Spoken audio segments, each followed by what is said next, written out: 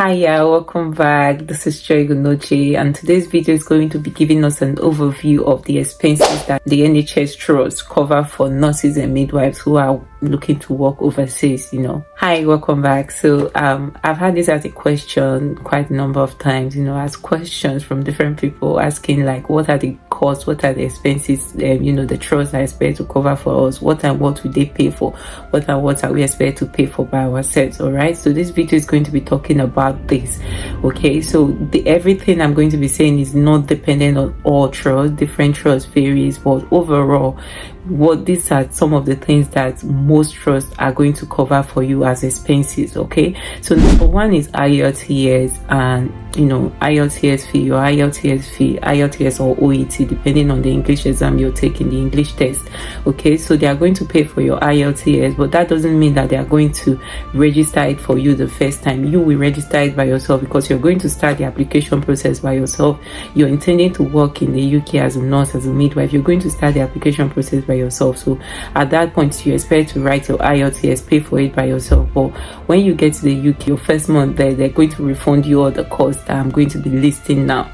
All right, so number one is IELTS. They're going to pay for your IELTS. If it's 83,000, 84, 100,000, you used to pay for the test, you used to register for it. Just make sure you keep the receipts at hand. Make sure you have your receipts ready and put it, I would usually advise that you start saving them in a folder. Each of the payments you make that I'm going to be listing here, put them in a folder, because you'll be needing them. You'll be needing the receipts later for presentation. Without a receipt, they are not going to pay you for anything, because it's assumed you didn't do it, even though you've done it. But if you don't have a receipt, it's assumed you didn't do it. So either get a screenshot or get a receipt. So screenshots in the sense that some of the things you pay for online, like NMC, you don't have a receipt for it, but you have a screenshot of the payment page. So have a screenshot, save it as a PDF, and keep it in your folder. So number one is IELTS. Number two is NMC application. So the initial and the final registration fee you pay for your NMC, if you're a registered nurse or a registered midwife, will be refunded to you back by the trust. All right, so the 140, 153 pounds each that you pay will be refunded back to you, but you have to pay it first, especially the initial registration. So you pay the initial registration by yourself first. You can decide to hold on with the final registration fee till you get to the UK, whereby you pay it and then you pay it and all that. But anyhow, they are going to refund you for both of them.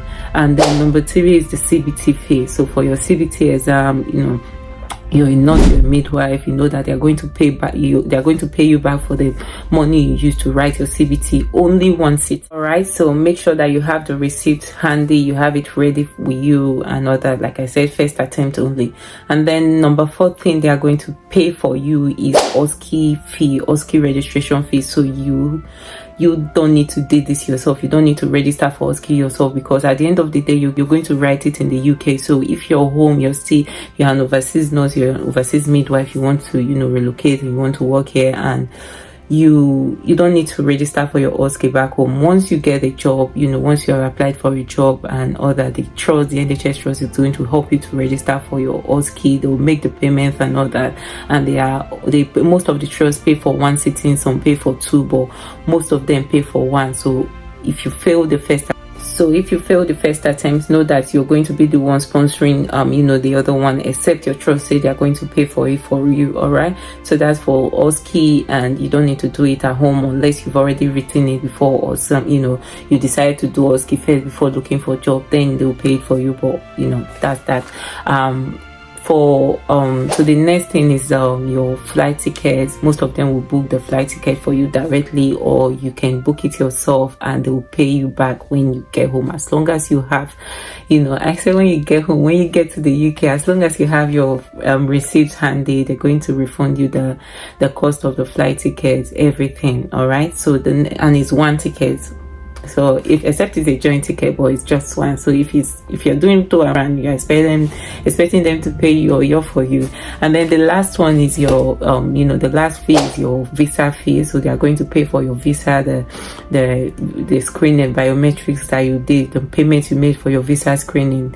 I think it's about 140,000. Then if you're in Nigeria, but if you're in another country, you know what I'm talking about. The main fee you pay for your visa, they are going to refund you for it. So as long as you keep the receipt receipt or keep the screenshot of the payment page that you made it. They will refund everything for you.